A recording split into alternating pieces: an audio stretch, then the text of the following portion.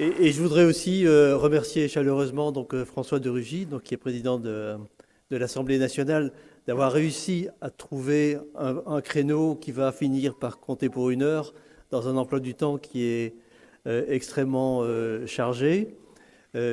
François de Rugy nous a fait l'honneur de nous recevoir hier pendant un peu plus d'1 heure, rendez-vous pendant lequel nous avons eu le temps de balayer toute l'actualité des énergies renouvelables. Donc aujourd'hui, je pense qu'il va vous parler essentiellement d'éolien, même si il va certainement avoir un point de vue un peu général. Donc je remercie François de Rugy, je vous demande de l'applaudir et je l'appelle donc à la tribune.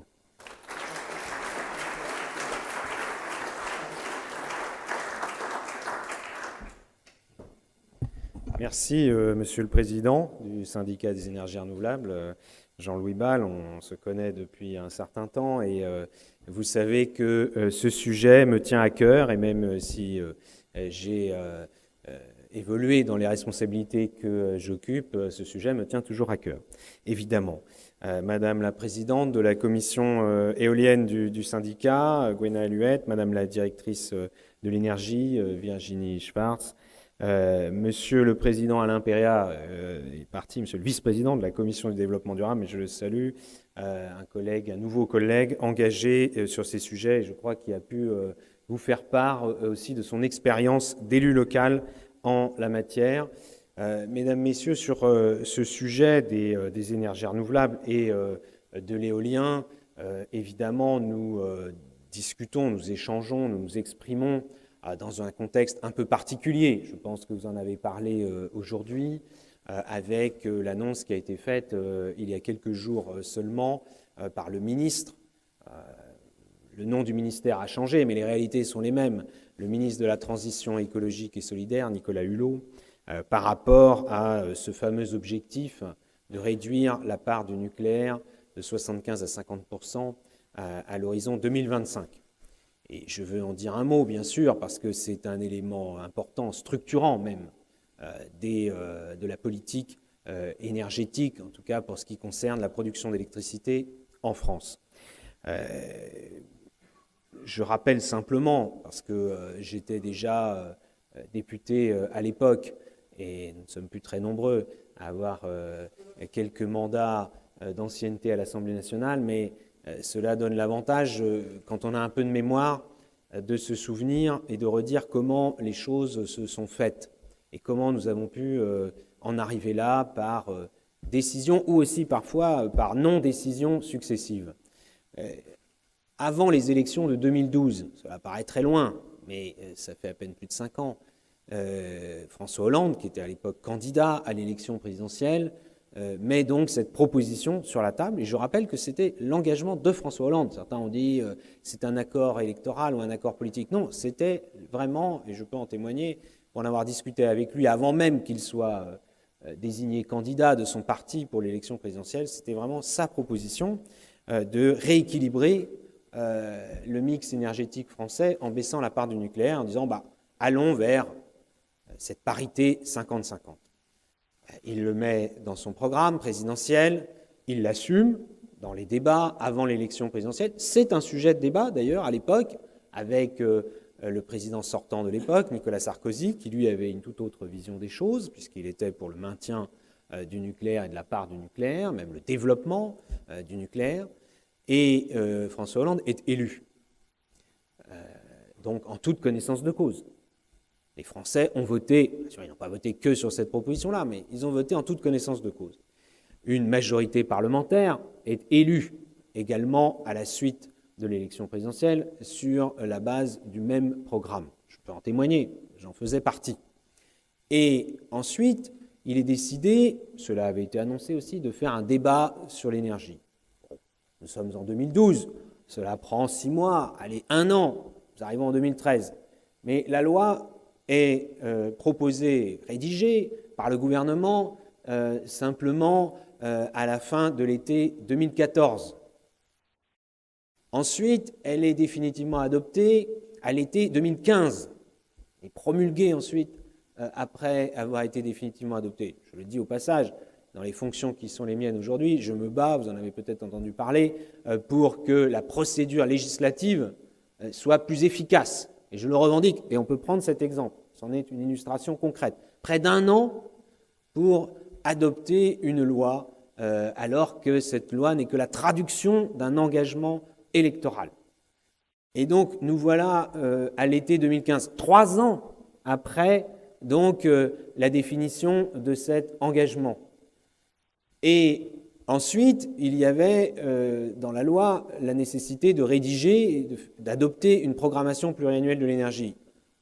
On se hâte lentement pour faire cela, on le fait, mais sans être très précis et très volontariste. Et de toute façon, il est prévu d'en refaire une dans le nouveau mandat. Et donc nous voilà en 2017, plus de 5 ans après la proposition de 50-50, et nous sommes obligés de faire le constat que malheureusement, à part l'adoption de la loi, il ne s'est pas passé grand-chose. Et que dans la mise en œuvre de la loi, qui là aussi est un sujet, et pour nous autres législateurs, j'entendais tout à l'heure quelqu'un qui s'adressait aux législateurs, j'ai évidemment été attentif particulièrement. Il ne faut pas mettre tous les législateurs dans le même panier, notamment sur ce sujet. Et j'y reviendrai. Mais nous avons un problème concret, c'est qu'un objectif qui devait être réalisé en 13 ans, eh bien maintenant il doit être réalisé en 8 ans.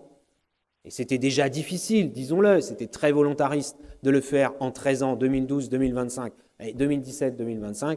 On fait le constat que malheureusement, c'est mission impossible. Alors il y a 2 possibilités. Soit on continue à se raccrocher à cet objectif et on dit mais si, on va y arriver, et on essaye de forcer vraiment le pas, mais on sait que ce n'est pas réaliste, soit, et c'est ce qu'a fait Nicolas Hulot, on dit les choses clairement en disant malheureusement ce n'est pas possible, mais est-ce que pour autant on abandonne la trajectoire? Est-ce qu'on abandonne l'objectif? Non, on doit simplement le décaler dans le temps. Et moi je tiens, en tant que législateur qui a voté cette loi en 2015, je me suis battu avec d'autres pour qu'elle soit adoptée. J'aurais aimé qu'elle le soit beaucoup plus vite. Elle aurait pu l'être dès 2013. Et aujourd'hui, en tant que président de l'Assemblée nationale, je suis très attaché à ce qu'une loi, lorsqu'elle est votée, elle soit appliquée. Ou alors, on doit l'abroger, on doit l'amender. Et le gouvernement, qui a la responsabilité, quel qu'il soit, de l'application des lois, en général, on parle des décrets d'application, et il y en a, et certains ont d'ailleurs été publiés, bien sûr, mais là, c'est la programmation pluriannuelle de l'énergie qui est la déclinaison concrète. Eh bien, les gouvernements ont le devoir de mettre en œuvre la loi. Et je l'ai dit aussi, d'une manière générale, ça peut s'appliquer à ce cas concret. Moi, je proposerais à l'avenir que si les gouvernements sont défaillants sur la mise en application, eh bien, que le Parlement puisse reprendre la main sur l'application. Et j'ai déjà pris cet exemple. On le sait, vous l'avez sans doute décliné, la part des énergies renouvelables, c'est aujourd'hui à peu près 15% de notre consommation. On était, c'est important quand même de le rappeler, il y a quelques années, moins de 10 ans, à 9%. Donc c'est important quand même de voir le chemin parcouru. Et on parle beaucoup du chemin qui reste à parcourir. Et je suis le premier, je viens d'en parler, à souligner évidemment le chemin qui reste à parcourir. Mais enfin, c'est important tout de même de voir le chemin parcouru, car moi je crois que c'est un élément de motivation pour dire les objectifs que l'on s'en donne sont atteignables. La preuve, on a déjà fait des progrès. D'ailleurs, en général, ceux qui ne veulent pas qu'on se rapproche de l'objectif font tout pour qu'on stagne, qu'on ne bouge pas, qu'on soit immobile. Et vous savez qu'en France, il y a tout de même des forces importantes qui prônent, on ne tente pas de le faire, mais qui prônent l'inertie, qui prônent l'immobilisme, voire certains, encore pire, le retour en arrière. Enfin, il y a quand même beaucoup de forces politiques. Vous disiez chez les législateurs, j'en ai entendu, dans des législatures précédentes, dans les mandats précédents, des gens qui ont tout fait pour que les énergies renouvelables, et l'éolien en particulier, ne se développent pas.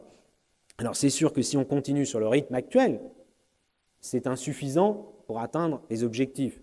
Et là, en effet, si on veut atteindre l'objectif qui a été fixé de 23% d'énergie renouvelable en 2020, il faudrait qu'on soit déjà à 17 ou 18%, et nous n'en sommes malheureusement pas là. Donc la France accumule du retard, on pourrait dire déjà du retard par rapport à d'autres pays, y compris d'autres pays voisins, mais aussi par rapport à ses propres objectifs.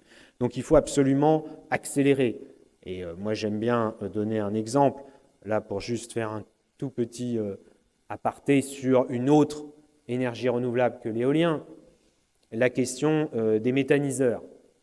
En 2012, je me souviens très bien, nous prenions la comparaison entre la France et l'Allemagne, 70 méthaniseurs en France, 7000 en Allemagne.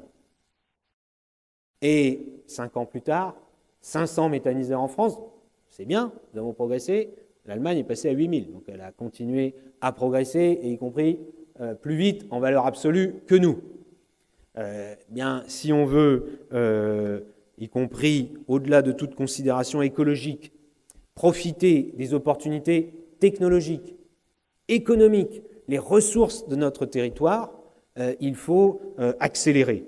C'est évident, la France est au 4e rang européen pour l'éolien, alors que nos capacités sont au moins aussi importantes que d'autres pays qui aujourd'hui sont devant nous. Ou si on prend également des pays plus petits, c'est intéressant de regarder. Je me souviens que dans un précédent colloque, je n'ose même plus dire en quelle année, il y a plus de 5 ans, où il y avait eu un ancien ministre de l'écologie et de l'énergie du Portugal qui était intervenu. Il avait dit, mais tout de même, dans un très bon français, si nous, petits pays comme le Portugal, qui vous admirons dans plein de domaines, nous y sommes arrivés, vous qui êtes la France, un grand pays, qui avait des ressources, qui avait des façades maritimes, qui avait des territoires très diversifiés, qui avait des orientations vis-à-vis du vent, si on prend l'éolien, mais aussi des ressources agricoles, forestières, etc., les déchets urbains, tout, vous devriez y arriver. Et en effet, le Portugal a été capable, on me donnait le chiffre, en mai 2016, d'avoir, par exemple, pendant 4 jours consécutifs, sa couverture de consommation électrique entièrement renouvelable. Le Danemark, qui, avec son parc éolien, couvre plus de 140% de ses besoins et peut-être exportateur d'électricité grâce à cela. Il faut absolument accélérer. Je n'ai pas besoin, évidemment, de vous convaincre, mais je sais qu'à l'extérieur de ce genre de salle, et il faut que nous pensions à ce qui se dit, plus que ce qui se pense d'ailleurs, et j'y reviendrai chez les Français, mais ce qui se dit de la part d'un certain nombre de responsables politiques, de la part d'un certain nombre de responsables d'entreprises, notamment publiques, qui donc agissent pour le compte de la collectivité, de l'État, et aussi de responsables même parfois, ou en tout cas de personnes qui s'expriment dans les médias, eh bien, il faut rappeler inlassablement les vertus des énergies renouvelables, leur caractère propre, parce que là aussi, on mélange un peu tout, on continue dans le débat politico-médiatique à tout mélanger entre, comme si par exemple le nucléaire, je ne veux pas réouvrir le débat, mais le nucléaire n'est pas une énergie propre au sens propre du terme, puisqu'elle produit des déchets dont on ne sait toujours pas quoi faire et dont personne ne veut, tellement ils sont dangereux et tellement ils sont radioactifs pendant tellement longtemps. Il faut redire aussi que par exemple sur des choses concrètes, vous avez parlé tout à l'heure du repowering, je ne sais pas si le mot est très compréhensible pour le grand public, en tout cas le renouvellement, la capacité à renouveler les machines en gardant l'infrastructure, n'est pas possible dans d'autres secteurs, avec d'autres technologies. La capacité même de démantèlement, comparons. Et là, on peut dire les choses franchement, concrètement, et c'est facile à comprendre pour nos concitoyens. Évidemment, en termes de création d'activités économiques, d'emplois, c'est aussi un enjeu fondamental. Moi, j'ai eu l'occasion de le dire dans les débats il y a moins d'un an, parce qu'il y avait dans ces mêmes débats quelqu'un qui était très attaché au Made in France. Voilà, des énergies Made in France, puisque nous avons les technologies et que nous avons la capacité à les implanter sur nos territoires, y compris dans des territoires qui n'ont pas beaucoup d'activités économiques, souvent autres que l'agriculture ou que quelques aussi des activités en déclin. Et il faut absolument en profiter. Je pense que c'est notre responsabilité, dans une période en plus où il y a une volonté partagée largement de se dire que nous avons une capacité à débloquer tout un tas de blocages politico-économiques dans notre pays, à aussi relancer, en tout cas à conforter la relance économique. Il ne faut pas passer à côté de cela. Et puis moi, je le dis aussi tranquillement, vous le savez bien, transformer le mix énergétique, développer d'autres énergies, ce n'est pas simplement une question technologique, économique, politique, c'est aussi une question culturelle. C'est changer notre rapport à l'énergie. Pour faire simple, on est tellement habitué dans notre pays à ce qu'il y ait quelques grosses unités de production qui ensuite fassent descendre de l'électricité vers les foyers et que tout cela se fasse comme si c'était d'ailleurs facile et automatique, sans qu'on ait à s'en préoccuper. Évidemment, c'est un changement. Mais en réalité, moi, je suis convaincu que les Français, dans leur très grande majorité, eux, ont déjà changé. Ils ont changé leur rapport à la question de la production, mais aussi à la consommation. Et ils sont capables, ils l'ont démontré, de faire des économies d'énergie, même d'être demandeurs en la matière, d'être aussi des producteurs, en tout cas de contribuer à la production. Là aussi, ils sont demandeurs et que c'est malheureusement plutôt du côté des politiques, de l'administration, de ce qu'on pourrait appeler une forme de technostructure, d'État, d'entreprise publique. Là aussi, je le disais, sur les médias, eh bien, malheureusement, c'est beaucoup moins avancé. Et le changement culturel est beaucoup moins clair quand on entend encore des énormités, soit sur le fait de revenir à la bougie, soit sur le fait de dire que si on ferme des vieilles centrales nucléaires, forcément on va avoir des vieilles centrales à charbon. Mais non, d'ailleurs on propose de les fermer également. Et évidemment il s'agit de substituer et non pas d'additionner. Mais là aussi, il faut le dire et le redire. Il y a des sondages qui ont été faits, je pense que vous en avez déjà parlé, mais je reprenais le plus récent, celui qui a été publié par l'Institut Opinionway en février de cette année. Et 85% des Français interrogés soutiennent l'énergie éolienne. 71% disent qu'il faut amplifier le développement des énergies renouvelables dans notre pays. Donc appuyons-nous sur la volonté des Français en la matière pour essayer de bousculer les conservatismes et tout ce qui freine la transformation de notre politique énergétique. Et ce sera particulièrement vrai sur la rédaction de la nouvelle programmation pluriannuelle de l'énergie. Et je sais que le ministre est volontariste, pas encore donné évidemment les chiffres parce qu'il faut les affiner sur les prochaines échéances, 2025, 2030, 2035, de décliner les choses et de les montrer concrètement sans repousser toujours à plus tard des choix difficiles. Et je le dis au passage, je pense que vous en êtes convaincus, mais il faut le redire, on ne peut pas faire croire aux Français qu'on va développer les énergies renouvelables et en même temps garder tout ce qui existe. Ça n'existe pas. C'est comme si dans d'autres secteurs économiques, vous disiez on va construire des nouvelles usines et garder les vieilles. Vous imaginez si dans une usine, on disait on garde toutes les vieilles chaînes de production, tous les robots obsolètes, mais on va rajouter des nouvelles chaînes de production avec des nouveaux robots. On va continuer à produire les voitures qu'on produisait, par exemple, dans l'industrie automobile. Vous voyez, si on disait on va continuer à produire les voitures qu'on produisait il y a 30 ans, en produisant celles qu'on va vendre dans 1 an, dans 2 ans. Ça n'a aucun sens. Ou alors la consommation d'électricité augmenterait tellement qu'elle absorberait les nouvelles capacités de production. Et la démonstration a été faite qu'évidemment ce n'est pas le cas, et d'ailleurs ce n'est pas souhaitable, puisque l'on veut avoir une maîtrise de la consommation d'énergie et des économies d'énergie. Et il faut redire qu'en plus, si on prend le cas de l'éolien, il y a eu des périodes où on avait plus d'installations qu'aujourd'hui. Si mes chiffres sont bons, on était allé jusqu'à 1200 MW installés en 2011, par exemple. Et puis on est retombé ensuite, et on sait bien pourquoi, à 600 MW en 2013, et on remonte maintenant aux alentours de 2000. Il faut au contraire aller plus fort. Je dis on sait très bien pourquoi. Là aussi j'ai de la mémoire. J'étais déjà député au moment du Grenelle de l'environnement. Et nous avons eu les débats, et le Grenelle de l'environnement c'était une bonne chose. Mais dans la loi Grenelle 2, comme on l'a appelé à l'époque, ont été introduites tout un tas de dispositions qui n'avaient d'autre but que d'étrangler le développement de l'éolien. Ce qui était voulu s'est produit, parce que quand on rajoute des normes et des couches réglementaires les unes sur les autres, et des couches législatives, évidemment, cela produit un frein. Et tout le monde le sait très bien, quand on veut développer un secteur, on allège plutôt les normes qu'on en rajoute. C'est le bon sens même, et il faut évidemment l'assumer. Je sais que vous le dites souvent sur la lourdeur des procédures administratives, les autorisations diverses et variées. J'ai entendu les avis conformes. Vous savez que ce n'est pas parce que le législateur s'est trompé entre avis simple et avis conforme. Hein. C'est parce qu'il y a des gens qui savent très bien ce qu'ils font. Je ne sais pas si vous vous souvenez que dans une loi sur le patrimoine culturel, eh bien, des sénateurs, c'est pas pour rejeter sur...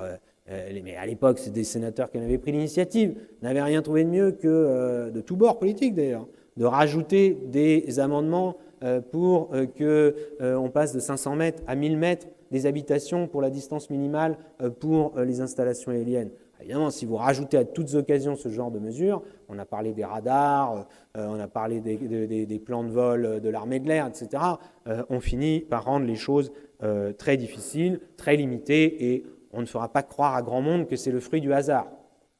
On ne fera pas croire à grand monde que ce n'est que l'application logique de normes. Non, ce sont des volontés de freiner. Moi, je l'ai dit, j'ai été membre de la commission de la défense à l'Assemblée nationale pendant 5 ans. J'ai dit à des hauts gradés de l'armée de l'air, écoutez, vous ne pouvez pas nous dire que pour vous entraîner, pour entraîner les pilotes de l'armée de l'air française, il ne faut pas d'éoliennes. Parce que si un jour ils doivent aller intervenir sur un théâtre d'opération dans un pays où il y a des éoliennes, comment ils vont faire? Bon, bien sûr, je comprends qu'il y ait des couloirs, ça. Ok, mais pas la moitié du territoire français. Pareil pour tout un tas d'autres choses comme les radars météorologiques ou autres.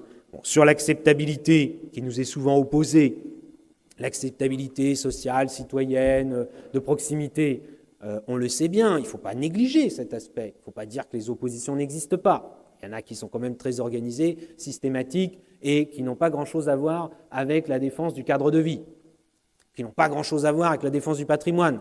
D'ailleurs, on se souvient d'un photomontage qui était mensonger entre des éoliennes et une église ou une cathédrale, je ne sais plus, dans un département normand, qui nous avait été envoyé à nous les députés pendant des débats parlementaires pour essayer de nous influencer.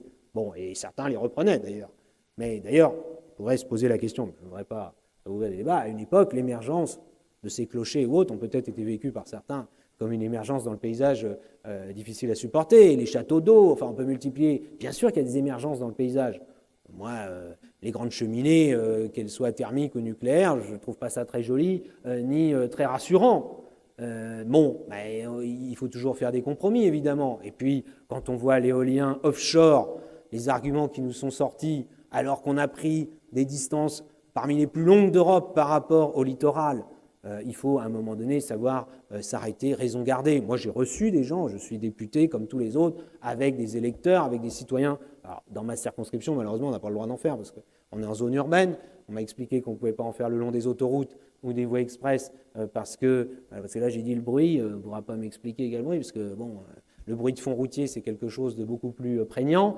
Ah oui, mais il risquerait de tomber sur la route, alors vous comprenez, on ne peut pas en mettre le long des routes, mais on met quand même des pylônes électriques, ça gêne personne, ou des pylônes pour antenne relais, ça gêne non plus personne, alors que ceux-là sont beaucoup plus fragiles et risquent beaucoup plus de tomber. Mais j'ai rencontré des citoyens qui me disent, vous vous rendez compte, j'ai une maison à La Baule. Très bien d'avoir un appartement à La Baule. Et on va avoir des éoliennes au fond, ça va déprécier la valeur de mon bien immobilier. Je dis, écoutez, je crois que ces dernières années, les biens immobiliers à La Baule ou à Pornichet ou au Croisic ont plutôt vu leur valeur augmenter. Et je suis tout prêt à en reparler avec vous dans 5 ans ou dans 10 ans. Et vous le savez très bien, c'est comme si vous me disiez que la construction d'un phare, quelques années, en mer, avait déprécié également la valeur des biens immobiliers. Ce n'est pas le cas. Il faut évidemment faire de la concertation inlassablement, dire les choses, mais ne pas mettre des droits de veto à tous les coins de rue. Et je sais qu'il y a des projets éoliens offshore dont on parlait déjà il y a plus de 5 ans. Les appels d'offres ont été lancés sous la présidence de Nicolas Sarkozy. On a fait un certain nombre de choses sous la présidence de François Hollande, et on n'est même pas sûr, me disent les opérateurs, qu'on aboutisse avant la fin du mandat en cours. Là, il y a un problème même démocratique. Parce que ça veut dire que quand des gens sont élus sur un projet, par la simple application de procédures de recours, etc., eh bien, ça ne pourra pas être réalisé, donc jugé par les électeurs à la fin du mandat. Ce n'est pas possible. Et quand je le disais sur l'efficacité des procédures parlementaires, je le dis aussi sur le caractère raisonnable des procédures réglementaires, d'autorisation diverses et variées. Et sur l'éolien offshore, c'est un enjeu. Et moi, j'ai déjà tiré la sonnette d'alarme, je continuerai à le faire, à la position qui est la mienne. Si nous continuons comme cela en France, y compris les outils de production industrielle qui ont fait le choix d'investir en France, de s'implanter en France, vont fermer. Il faut dire la vérité aux Français, que ce soit au Havre ou que ce soit à Montoire, à côté de Saint-Nazaire.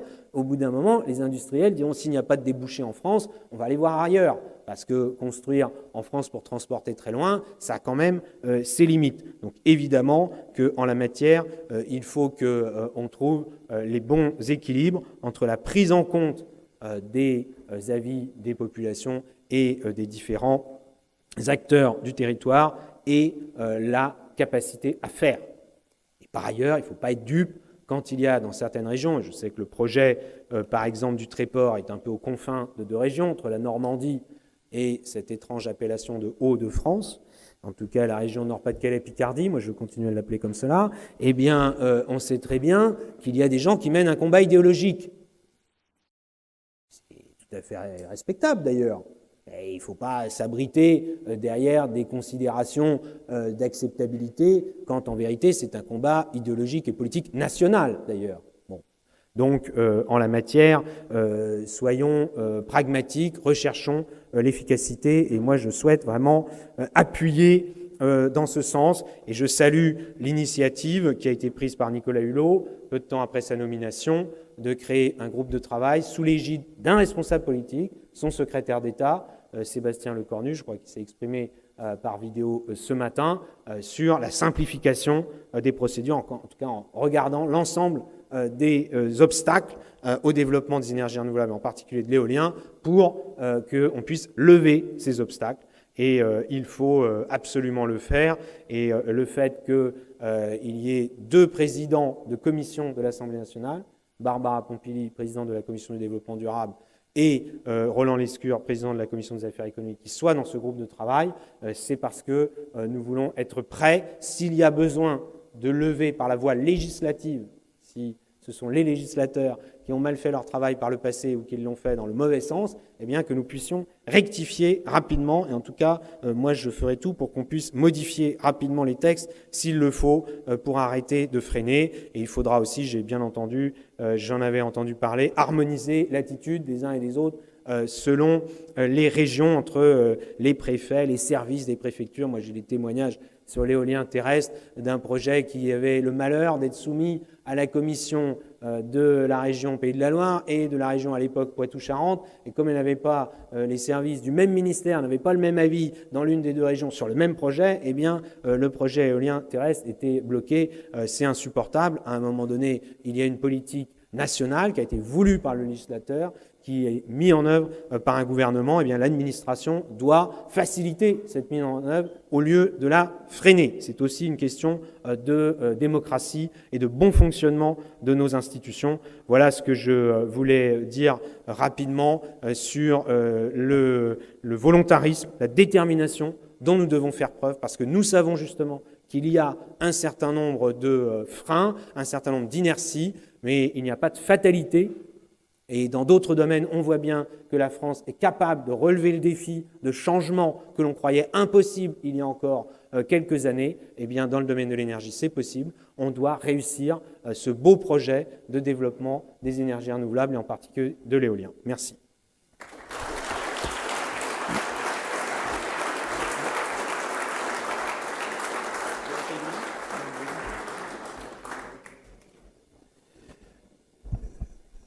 Alors, quel souffle, hein. Il y a longtemps que je n'avais plus entendu un discours avec autant de détermination, de vision et de lucidité. Donc, un grand merci donc, au président de l'Assemblée nationale. Et tant que je suis dans les remerciements, je voudrais remercier les sponsors de cet événement, donc la Compagnie nationale du Rhône, EDF Énergie Nouvelle, Engie, BCTG Avocats, CEZ Group, Enercon, Quadrant, Je voudrais aussi remercier nos partenaires, d'abord l'ADEME, donc vous avez bien compris que dans le développement des énergies renouvelables, c'est un acteur incontournable. Donc on a eu aussi un discours du directeur général de l'ADEME ce midi qui était également plein de vigueur et d'enthousiasme. Et puis notre partenaire presse, donc le journal de l'éolien. Et je voudrais aussi remercier la présidente de la commission éolienne, donc, qui a présidé donc, à l'organisation de cette conférence, même si elle est partie. Donc, je demande s'il y a encore des gens d'Engie dans la maison, dans la salle, de relayer le message. Donc, je remercie particulièrement Gwenaëlle Huette. Je remercie aussi l'équipe de permanents du CER, donc dirigée par Alexandre Roche, et particulièrement donc l'équipe de permanents de l'éolien avec sous l'autorité de Marion Létry, Paul Duclos, Delphine Lecâtre, Mathilde Mathieu. Je remercie aussi l'équipe de communication, donc Françoise Jouet, notre directrice de la communication, que je charge de transmettre mes remerciements à ces équipières qui sont à l'entrée de la salle. Je ne pense pas qu'elles soient ici. Et donc, je vous donne rendez-vous à l'année prochaine. On n'a pas encore de date fixée, mais on renouvellera. Cette édition des Assises de l'énergie a été pour nous un pari un peu risqué. C'est la première fois qu'on faisait une thématique, on abordait une thématique aussi large que celle de la concertation, de l'implication des collectivités locales. Mais je pense que ça a été une très belle réussite et je voudrais aussi remercier les représentants de ces collectivités, le député Alain Péréa, le vice-président de l'AMF, donc André Flageolet, qui est également président de la commission du développement durable de l'AMF, et puis tous les maires qui sont venus témoigner, les développeurs, les représentants de l'administration, les associations. Et je vous remercie donc pour la réussite de cette journée. À bientôt.